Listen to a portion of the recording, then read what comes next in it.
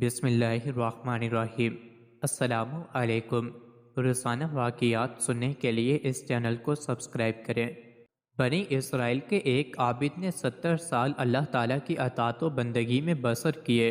ایک رات وہ اپنے عبادت خانے میں عبادت گزاری میں مشغول تھا کہ اچانک ایک خوبصورت عورت عبادت خانے کے دروازے پر پہنچی۔ دستک دی اور عابد سے دروازہ کھلوانا چاہا۔ اور رات بڑی سرد تھی، پھر بھی عابد نے اس عورت کو ناقابل توجہ سمجھا، ذرا بھی التفات نہ کیا، بس عبادت میں مگن رہا۔ عورت مجبور ہو کر واپس جانے لگی۔ عابد نے دروازہ کھول کر دیکھا تو اس عورت پر نگاہ پڑی۔ اس کا حسن اس قصب کا تھا کہ وہ اسے جی جان سے بھاگ گئی۔ اسے بڑا جھٹکا لگا، بس اب کیا تھا؟ جو وہ عورت کو واپس جاتا دیکھ رہا تھا، اس کا دل اس کے دام محبت میں گرفتار ہوتا جاتا تھا۔ اس کا دماغ عورت کے آنچل کی مہک سے معطر ہونے کے لیے بےتاب ہو گیا۔ عبادت و ریاضت کو بالائے طاق رکھا اور جھٹ اس عورت کے پیچھے چل دیا۔ عورت کے قریب پہنچ کر دھیرے سے پوچھا، کہاں جا رہی ہو؟ عورت نے جواب دیا، جہاں مرضی چلی جاؤں۔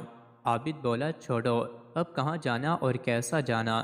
تم جس کی طلب میں آئی تھی وہ تو تمہارا دل دادا ہو چکا، اب وہ آزاد ہوتے ہوئے بھی تمہاری غلامی قبول کرنے کو تیار ہے۔ عابد اس عورت کو بالآخر اپنے معبد میں لے گیا۔ عورت اس کے ساتھ 7 دن تک مقیم رہی۔ اب عابد کو ہوش آیا کہ اس نے کس طرح 70 برس کی عبادت کو صرف 7 دن میں غارت کر دیا اور کسی قدر گھناؤنے گناہ میں ملبوس رہا۔ چنانچہ زارو قطار رونے لگا، یہاں تک کہ اس پر بے ہوشی طاری ہو گئی اور وہ غش کھا کر گر پڑا۔ جب ہوش آیا تو عورت نے کہا، اے عابد، اللہ کی قسم، تو نے میرے علاوہ کسی اور سے ایسا کام نہیں کیا جسے اللہ کی نافرمانی کہا جائے۔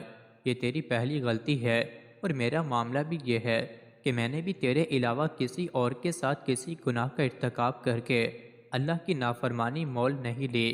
میں تیرے چہرے پر نیکی و صلاح کا اثر دیکھتی ہوں۔ اگر تجھے تیرے پروردگار نے پناہ دی تو میرے لیے بھی معافی کی درخواست کرنا۔ اس کے بعد وہ عابد اپنے معبد سے نکل گیا، ادھر ادھر سرگردہ پھرنے لگا۔ رات کو ایک کھنڈر میں پہنچا، وہاں 10 اندھے رہتے تھے۔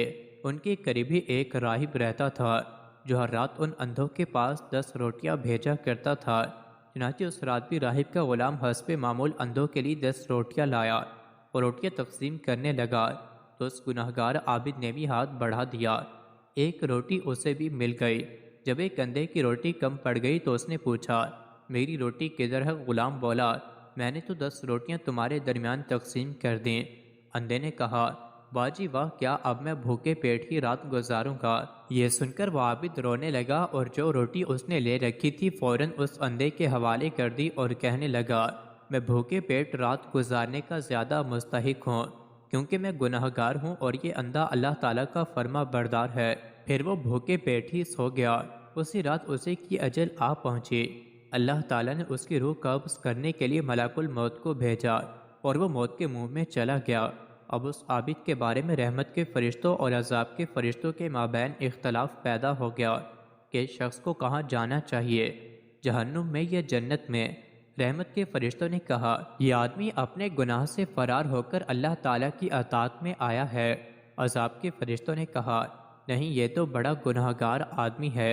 اللہ تعالیٰ نے ان فرشتوں کے پاس اسی وقت وحی بھیجے کہ تم اس عابد کی 70 برس کی عبادت اور 7 راتوں کے گناہوں کا وزن کرو۔ فرشتوں نے تعمیل کی، اس عابد کے 70 سالہ عبادت کو 7 دن کی معصیت کے مقابلے میں تولا تو معصیت کا پلڑا عبادت کے پلڑ سے بھاری نکلا۔ اب اللہ تعالیٰ نے فرشتوں سے فرمایا، اس کی وہ نیکی میری بارگاہ میں شرف قبولیت حاصل کر چکی ہے جب اس نے روٹی اندھے کے حوالے کر دی تھی اور خود بھوکا سو گیا تھا۔ چنانچہ فیصلہ رحمت کے فرشتوں کے حق میں صادر ہو گیا اور عابد کی روح ان کے حوالے کر دی گئی۔ اس عابد کی تو یہ بچی تھی، بس رب کریم نے اسے شرف قبولیت سے نوازا۔ مزید ایسی ہی ویڈیوز کے لیے چینل کو ضرور سبسکرائب کریں۔